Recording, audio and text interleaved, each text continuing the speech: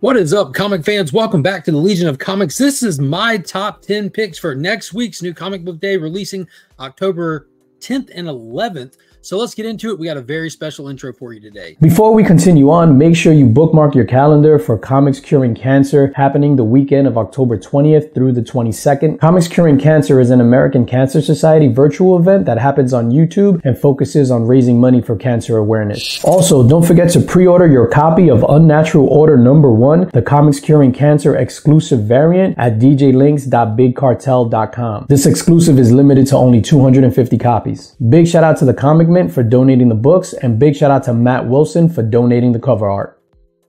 All right, guys. So Comics Curing Cancer, it's on the way. You can also go ahead and shop merch at fatstacksmerch.com, where he has all the Comics Curing Cancer merch over there. All the proceeds go to it as well. There's already raised, I believe, over $8,000. It's going to be huge. Follow Comics Curing Cancer on Instagram, and you can see all the stuff as we're getting it. We're posting it, any updates, news, shows, all of that. All the entirety of the show lineups are already posted. You can bookmark them. You can follow all of them, notify, all that good stuff. So let's get into it. These are my top 10 comics for this coming week's new comic book day. I would love for you to go and drop some comments. Let me know what you're excited about. I'm sure my list is going to be different than yours, and that's perfectly okay. You know we DC heavy over here. So my list kicks off with Jeremy Adams' Green Lantern issue number 4, Brave, Bold, and Back Together. We have Hal Jordan still experimenting and figuring out why he's the only Green Lantern, why he's stuck on Earth, and what is Sinestro up to.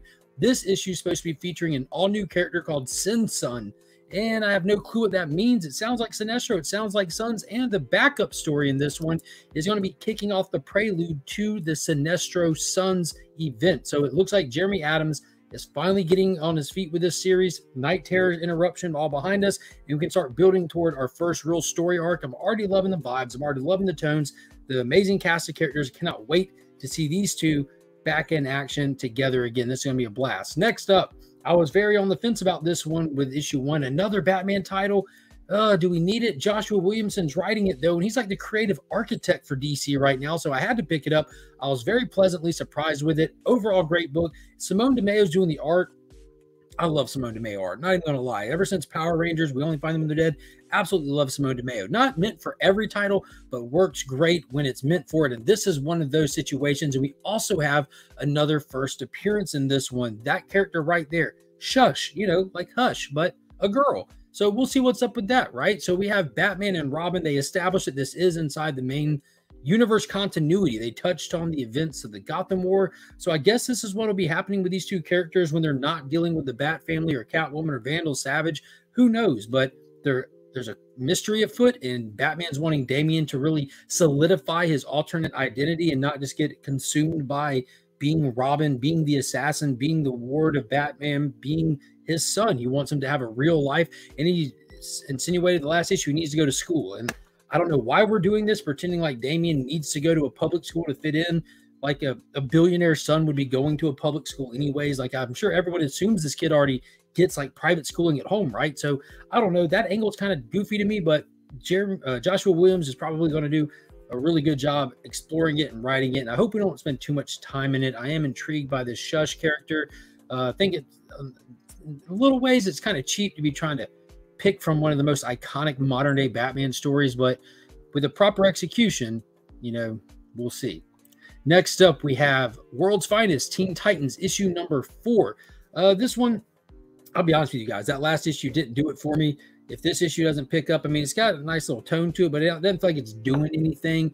But I'm still interested to see. So far for these first few issues, it almost looks like it's just a whimsical pointlessness as a way to introduce readers to the characters in meaningful ways. Whereas I'm very familiar with most of these characters, pretty much all of them going into this, it's kind of just like I'm spinning my wheels and getting nowhere. Mark Waid's writing it. In this one, we're supposed to be touching on the relationship with Donna Troy and Aqualad in this one. And I guess that's just going to be their mechanism to dive into Aqualad a little bit with this issue. From what it sounds like, it's going to be Aqualad's issue. It even says that to get through some of the tension, they get invited to a sleepover together with some of the other teammates. So I think you're going to have like Wally, Roy, and Aqualad having a sleepover. And in the solicitation, it says where Aqualad gets to come clean and tell them about his fluid sexuality. So I don't know why that's important, why it needs to be. It's just kind of like we're beating a dead horse at this point. We don't have nothing to write about people's sexuality. It's just, I don't know, kind of losing me with this one. They need to start building a story. They need to start doing something. World's Finest is one of the best monthly comics out there right now, and this one started out very, very strong, and that last issue was just a waste. So hopefully that we get into something with this issue. We'll see, though. We'll see where it goes. I'm in for at least 6. I'll tell you that much now. Next up, and wow, look at this homage to Scarface right here. Superman Lost. Christopher Priest's maxi series here is continuing on with issue 7 out of 10. So we'll have Superman confronted by a potential alternate future version of himself, halting him in his cosmic travels to tell him where he's going wrong and what not to do. But back on Earth in modern times, you have Lois Lane pulling a Hail Mary, punching in the nuclear coach, trying to snap him back to reality. This has been a wild ride. It feels like a very personal story and very close to home while being very vast with the whole cosmic thing. It's definitely a dualistic story being told of Superman facing the PTSD from his time on this cosmic odyssey, while most of the story is showing us the cosmic odyssey. We spent a couple issues on a specific planet through this, and we left that planet in the last issue. So I'm excited to see where it's going to take us from here. Kicking it back over to Batman, talking about having too many of them. Here's a new one, Batman, City of Madness, and this is from Christopher Ward. It keeps saying acclaimed writer Christopher Ward, acclaimed writer Christopher Ward. Well, I guess we're going to find out this week, because I'm definitely picking up this oversized prestige format black label title from DC Comics, meaning that it answers to no one. It stands on its own, and I'm excited for that. It was comparing it to previous DC juggernauts like Arkham Asylum. Premise of the book is the Court of Owls has been around forever. Everyone knows who they are.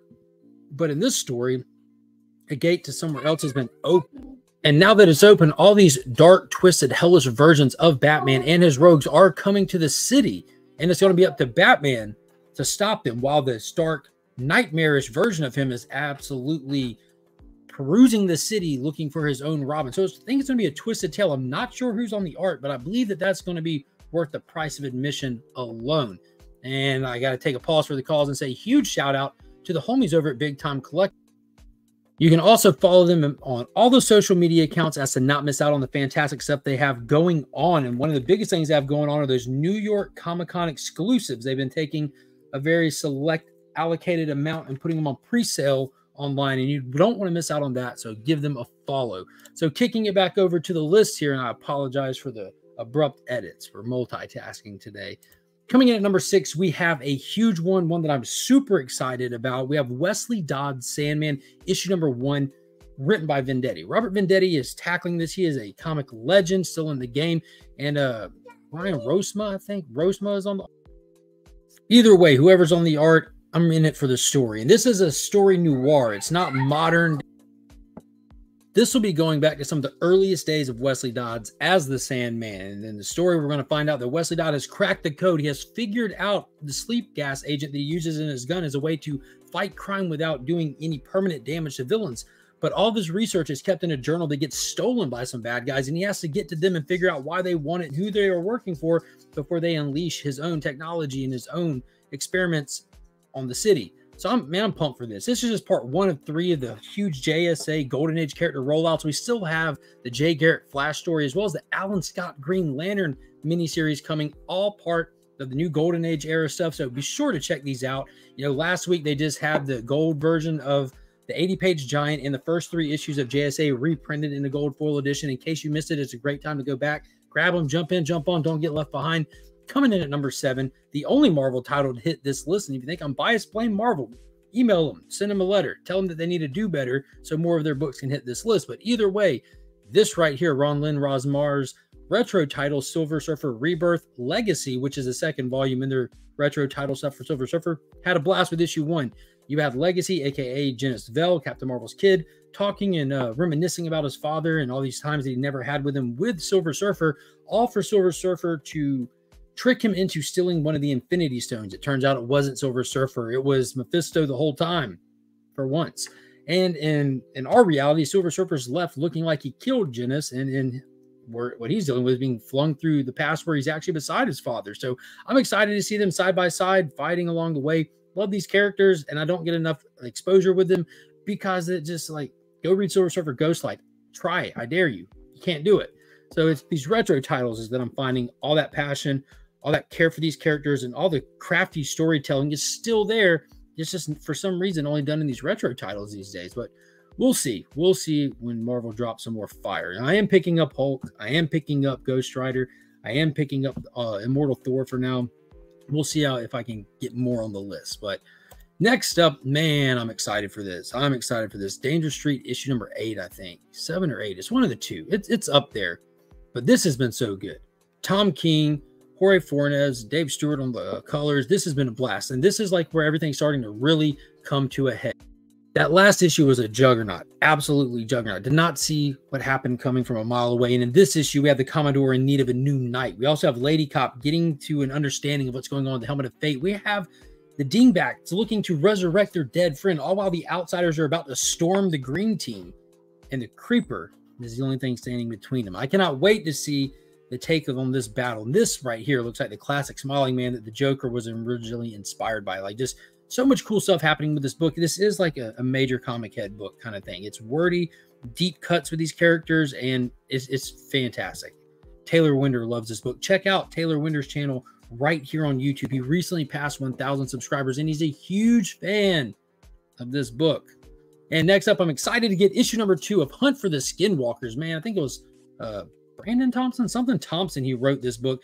It's based on true events, true tellings of the Gorman Ranch out in the Midwest somewhere. It's dubbed the Skinwalker Ranch. It's a paranormal hotspot, a UFO hotspot, a ley lines hotspot. And this is some of the true accounts that people reported while they're there. I mean, people chose to give up their entire fortune, their entire life just to get off this property. It's happened time and time again, and this is some of the telling of it. It has that Department of Truth vibes to it, and I'm really missing Department of Truth, so this came in right at the right time. So I love all that like little spooky conspiracy whodunit kind of stuff, and this is right up that alley. So I'm excited to get into this. And for number 10, the last one on the list, I'm cheating this week like I did last week. I'm going with a connecting cover set. 2 is better than 1. It's gonna be Batman and Robin issue number 2, as well as Green Lantern number 4 will be the King Kong, Godzilla, Justice League crossover variant covers. That series is coming, that event, that maxi series, the event of the year, if you ask me. It'll be here later this month, and they're hyping it up with connecting covers all month long. And this will be the 3rd set right here. I'm not missing this. I love